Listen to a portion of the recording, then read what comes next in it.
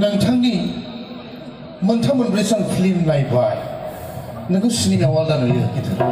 मोगथाङाव एसे साफा नुयो नोंथारगौ ना औ नोंथाङा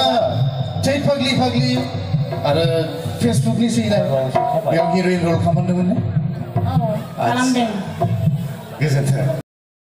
मोनसे खोथाया जाहैबाय बे प्रग्रामावहाय आंहा माने एंकर जानायनि जेबो प्रेक्टिसबो गैयामोन आरोना दा जोंहा दङमोन एंकरावहाय राजा आरो फुजिमोन आरोना दा फुजिया फैथ'वाखै होननायखाय गाखोहोबाय आरोखि ना आंखौ दा प्रेक्टिसबो गैया माबो गैयाखाय एसे माने दग' मग' जाबाय थाबाय आरोना मा बुंगोन मा मागोन बिदि जादोंमोन आरोना आंनि जायगायाव गुबुन एक्ट्रेस एंकरसोमोन आरोना दा बेहा गाखोला होननायखाय नों एसे रोंसिनगोन होननानै जों प्रेक्टिस गैयै मानसिखौसो गाखोहोबाय आरोना खम जारला आरो जे जों बै लिस्ट लादोंमोन ना बे लिस्टआव माने फुल लिरनाय गैया आरो सोर बबे सनावहाय बे एक्टिं खालामनानैहाय बेस्ट एवार्ड मोनगोन माने बेनि लिरनायानो गैयामोन आरो सार बुंबायखि माने जों खिन्थाहरबाय थागोन बेबायदि बुंबाय नालाय ओमफ्राय लायबाय थानांबायसो आरोना लिस्टखौहाय बेबायदि जादों आरोना आरो फार्स्ट गाखोजेननाय ना माने जायगाखौनो थिग बानायाखैमोन आरोना ओरैदों सेस जाबाय थादों आरोना फिल्मखौहाय बेबायदि श' खालामखांनानै दा सोर बबे फिल्मावहाय बेस्ट आर्टिस्ट हिसाबै सायख'जादों दा बे एवार्डखौ मोनो आरोना बे एवार्डखौ होनो थाखाय सानै सिनियर आर्टिस्टनि मुं सायख'नानै दोननाय जायो आरोना दा बिसोरो बे एवार्डखौहाय गथायनानै होनाय जायो आरो नोंथांमोनाथ' बयबो बड'लेण्ड फाइटार आरो लोरगिदिङा बे फिल्मफोरखौ नायबाय जानांगौ बयबो एबार नेक्स्टआव एवार्ड प्रग्राम जाबावबा पाटा पाटि प्रेक्टिस खालामखानानै एंकर जाफिनसै आरोना आं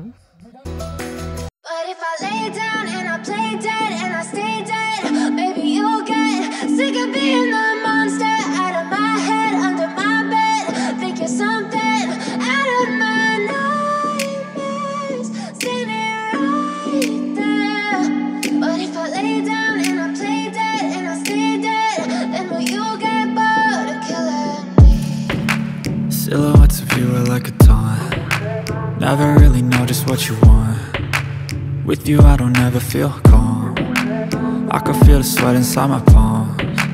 Play with me like cats and a string. You don't understand the pain it brings. You don't ever wanna give me wings. You don't ever wanna set me free. You know I'm addicted to you, and it's twisted, you've been gifted with the evil voodoo. Got me coming back for more, even when I've been screwed. Dolls full of pins, pierce my heart straight through.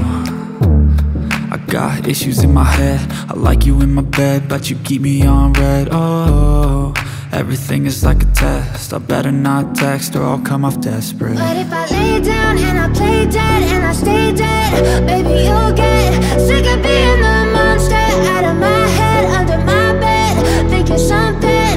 out of my nightmares. 2017 Best Child Actress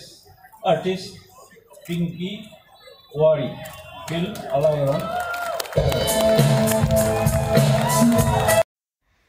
आलायारो अरन फिल्माव जे best child आर्टिस्टनि एवार्डखौ मोननो हादोंमोन बे child artist गथ'आ माने गैयामोन आरोना दा दङ साननानैहाय बेखौ नेबाय थादोंमोन आरोना मानो सफैदिया बिदि सानबाय थादों आरो दसे नेबाय थादों ना बहाबा थांदों नामा बिदि दसे बायहेरायाव थांदों नामा सानदोंमोन आरोना दा बे फिल्मनिनो डिरेक्टराहाय बे एवार्डखौ आजावगोन आरोना फैयैखायनो ओरैनो नाहरबाय थाबाय आरोना मानो सफैदिया नामाथ' गाबज्रिखांबाय बेबायदि सानबाय थाबाय आरोना माने डिरेक्टराथ' फैगोन बेखौ मिथियाखैमोन माने बिथां आदै आरो मादैमोनहाबो कनफिउज जादों आरोना माने होजेननाय नालाय स्टार्टिं दा मारैहाय माने बेखौहाय एसे माने दग' मग' जादोंमोन आरो मानसियाबो सफैयाना थाबखौनो बेबायदि जादों आरोना बिथां डिरेक्टराबो बहाबा बिजिमोन खोमा एसे माने गाबज्रि हरबाय थानांदों आरोना आच्छा गोजोननाय थाबाय बिथांनिसिम आखाइ खबनानै हो रायजोफोर गोजोननाय थाबाय आरो बै आदै आरो मादैमोनखौ गसंहोनानै दोनबाय थानाय जादोंना माने बे समावहाय जाजेननायसोमोन नालाय प्रग्रामा स्टार्टिं माने हाखु दाखु गाखोहोनाय जादों बिनिखायनो बिथांमोनखौहाय बेबायदि गसंहोनानै दोनबाय थानांगौ जादों आरोना आरो जोंहाबो जाय एवार्डखौ गथायगोन माने बिनि लिस्टखौहाय जोङो लायबाय थानांगौसो जादों आरोना दा बै जों लिस्ट लानाया माने बेवहाय लिरखानाय गैया होखानाय गैयामोन आरो दा सोङैसो लाबोनांगौ जादोंमोन आरोना बिथांनि मुङानो जाहैबाय मिसेस प्रतिमा नन्दी नार्जारी दा मेडामा बुंदो मा फिल्मनि आरो मा मुं 2018 नि बेस्ट चाइल्ड आर्टिस्ट हरि फिल्मा जाहैबाय नम्बर 1 फोथाय खेबस' Number 1 football episode for 2018.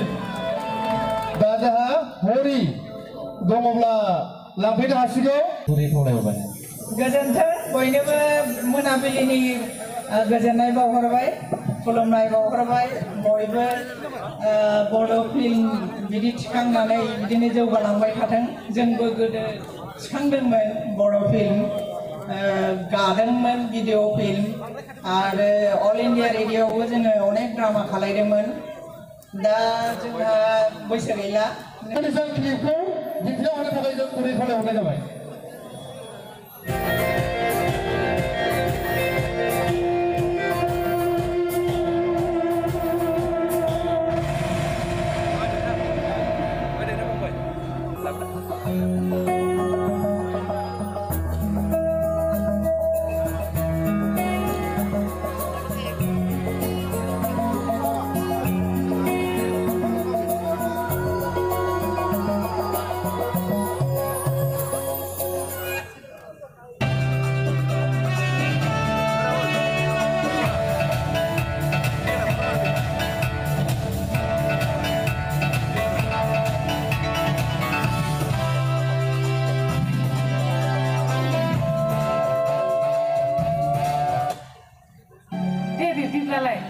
माब्लाबा सम लानानै न'आव थां जागोन आयै आबौ आंनो बङाइगावनिफ्राय मेथाइ लाबोफा दे लाबोगोनलै आबै लाबोगोन ओइ सम लाबोगोन आच्छा सोर जाखादा रायजोफोर नायनो लुबैबाय बान्था मोनगिरिखौ दसे उनाव नुनो मोनसिगोन नोंथांमोना जोंनि आलायारन सावथुननि डिरेक्टर मानगोनां जोंदा बड' सार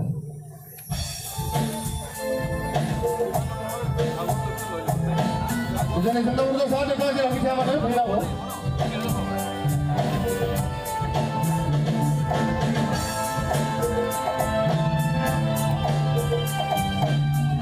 आच्छा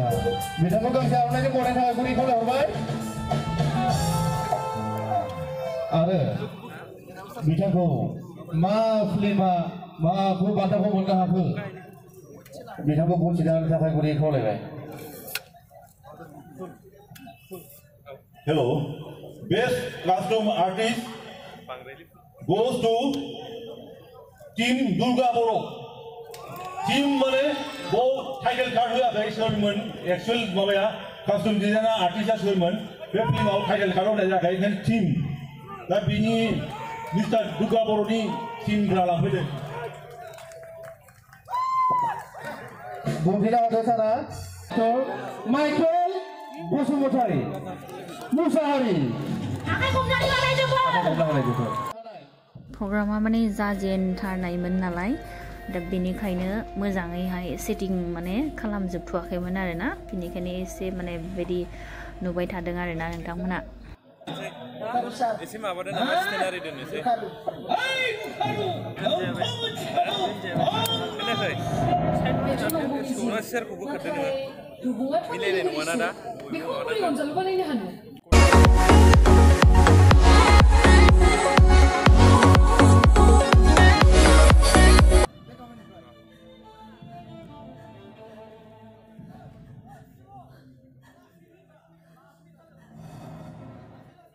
बे समाव प्रग्राम माने सोलिबाबो बारा माने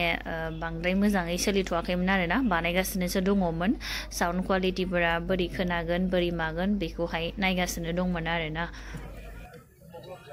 एबारना 1080 नि बेस्ट कस्ट्यूम आर्टिस्ट बाव फिल्म अनलाइननि जेरिना बसुमतारी बिथांखौ बान्थाखौ लांफैनो थाखाय गुरै खावलायहरनाय जाबाय